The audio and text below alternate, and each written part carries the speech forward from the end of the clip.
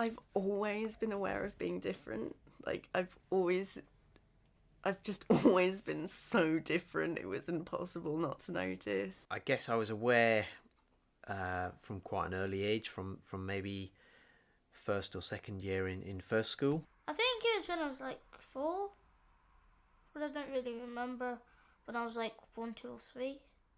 I only remember when I was 4. Yeah, okay. So you have always been aware of being different? Yeah.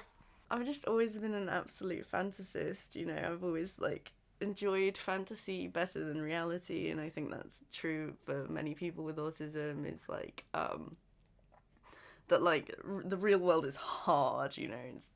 It's a slog. I struggled to see the blackboard in classes, and so maybe after a few months or a year, I was given a small monocular, like a mini telescope, to help read the blackboard, and then that did help a little bit, but I guess that probably did mark me out as being slightly different to the rest of the class. Not actually being able to see things very well was perhaps noticeable in that setting. I think the key words that I would use to describe my childhood are probably very happy, a close family, very sporty. Active, energetic, I don't know really. It's quite hard, isn't it? I think it was very lonely. It was a very lonely thing. You know, because I could sort of make friends, but I couldn't keep them, because, you know, I'd always end up, you know, like, I didn't know at the time that I was doing anything wrong, but I was like, sort of, you know, I'd sort of make friends and then I'd offend them, and, you know, and then they'd sort of wander off somewhere else. They'd realise that there was something odd about me, and they'd sort of move on. My first best friend is like really nice to me. He is. And I don't want to mention their names. Did you have any disabled role models as a child, or do you now?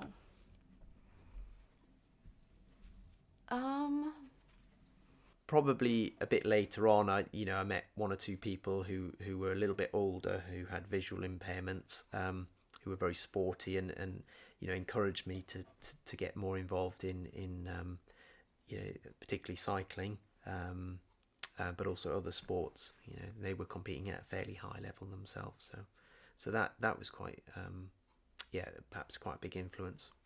I didn't as a child because there wasn't anyone, you know, and that's what I want to be. Like, that is what drives me, is that, you know, I think that with every artist, you, like, you know, you reach out and you try and connect to someone, and, you know, I want to be the person that I wanted to That you needed? to find, that I needed, yeah.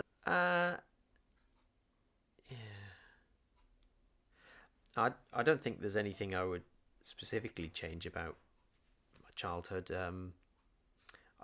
Maybe I could have done a little bit better as in athletics. I came from a very close family, so I've got 2 brothers and 1 sister. So we're all very close, both in terms of age and in terms of the relationship between us. So we were always out playing football in the garden together and going out to trips to the coast and things like that. So yeah, it's a really great childhood, and one that I really couldn't wish for better, to be honest. Yeah, I was obviously lonely too, and part of that could be attributed to being an only child and blah blah blah, which is different from you. I don't know, like, I wasn't an only child and I was lonely anyway, so Yeah. I think that such a big difference to you and the rest of the world, and you know, I mean, if you walk through the world and nobody else is like you are the only person you have met who is like you, and everybody else has sort of been given this script on how to behave and how to be, and you're just like, you know, completely lost. I mean, there's no representation for you. Like, you watch TV, nobody to relate to. You sort of, you know, you like, there's nobody, you know, you look everywhere and there's nobody to relate to. Do you want to talk a bit about the Little People convention. I was just thinking, I haven't got that written down, but is that Oh, something you yeah. really enjoy? Yeah, well, it's where lots of people with dwarfism get together in different hotels every year, and we do lots of stuff together, and there's lots of activities going on. I'd obviously played a lot of football, cricket, and athletics prior to my accident, but I didn't really know how to get back involved, and I probably didn't want to be involved, is probably the honest answer. But it was only when a friend of mine had a little girl. She was born with cerebral palsy, and she was born 95% blind, 95% deaf, and they wanted to build a sensory room for her. So I said completely out of the blue that I would do the Great North Run and help raise the money to build the sensory room. That in turn obviously got me back into the gym, back training, and really sort of reignited my passion for sport. And from there I went into wheelchair racing for 3 seasons, and then into the field athletics side of things, which then obviously saw me go to Paralympic Games, World Championships and European Championships. Yeah, I'm very good at sketching people with beards and leaves. Why do you think it was that, that you weren't interested in getting into sports after your accident, having been sporty all your life? I think, I don't know how best to say it. I don't know whether it was almost an acceptance thing, or whether it was almost not arrogance in the terms of I was too good for disability sport, but I kind of thought that as a high performing footballer, a cricketer, disability sport was more people giving sport a go, if that makes sense. I don't know, I'm not saying it in the right way, but I thought I would, if I decided I wanted to get back into sport, I'd do it, and I'd be brilliant at it. I think as soon as I got into disability sport and I realised, actually, these guys are good, and they're really, really good, and I've got a hell of a lot of work to do if I'm going to get anywhere near them. That was a realisation that kind of reignited my competitiveness, and thought, actually, you need to knuckle down and really stick in the hours, and if you're going to get anywhere close. I think that sometimes if you live with a disability, you have to grow up sooner. Oh, this is Snuggle. I've had him all my life, and he likes taking rides on George, but George Taking hates rides? it. Yeah. But George hates it. Yeah. Why does he hate it? I don't know, because you can see his face right now. He hates it. I suppose my biggest drive is, in terms of sports, would be trying to achieve my goals, to be successful in what I'm working towards. And part of that is winning. I like winning, but I think it's also, for me, it's going through a process and following that process well, and being as good as I possibly can at the end of it, because you can't really control the outcome of that. There's always somebody who might be better than you, or on a big event, World Championships or something, you could have bad luck. You could puncture, crash, done all of those things multiple times, but you can still be satisfied that you followed the process and been as good as you possibly could yourself. So I think that's probably the biggest drive is to follow that process as well as possible.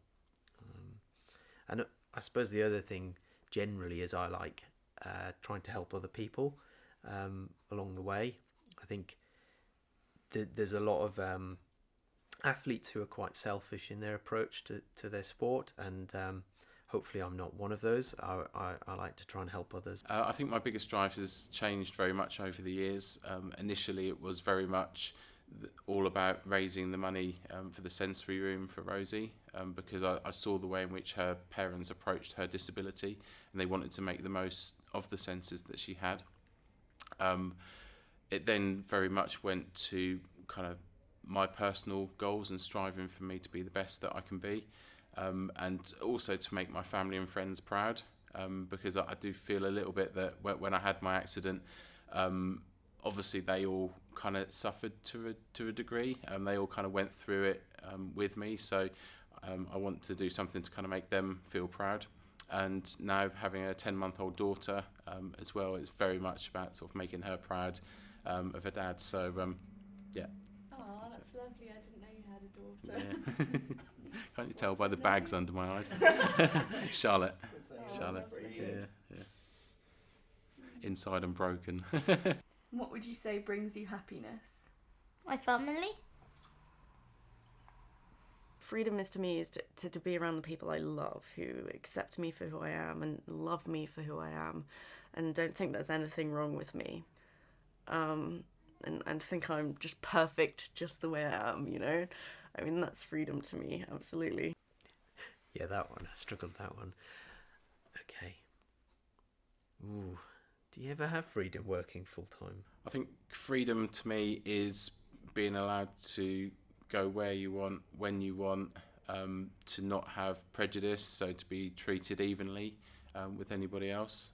Obviously, I've seen kind of both sides of that, both before and after my accident, and I think things are very much moving in the right direction, but there is still a long way to go. Why do I either have to be, you know, a terrible sympathy case or an inspiration? You know, it's like, can't I just be a person that you'd see in the street?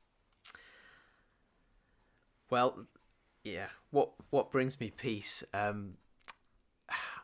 suppose a few things really. It's having the time to do regular exercise. I find that relaxing. My football team, Newcastle United, winning regularly would be helpful. What does bring me peace? I think what brings me peace at the end of the day is going home to see my daughter, Charlotte. I think she gives me a real perspective on life, whether it be the day that I've had at work or the session that I've had training or the good or bad competition that I've been in. Going back and kind of seeing her and sort of watching her grow and develop, that kind of gives me a real perspective on life. And yeah, she definitely does bring me peace. I mean, it's the realest relationship I've had in my life, you know, with you.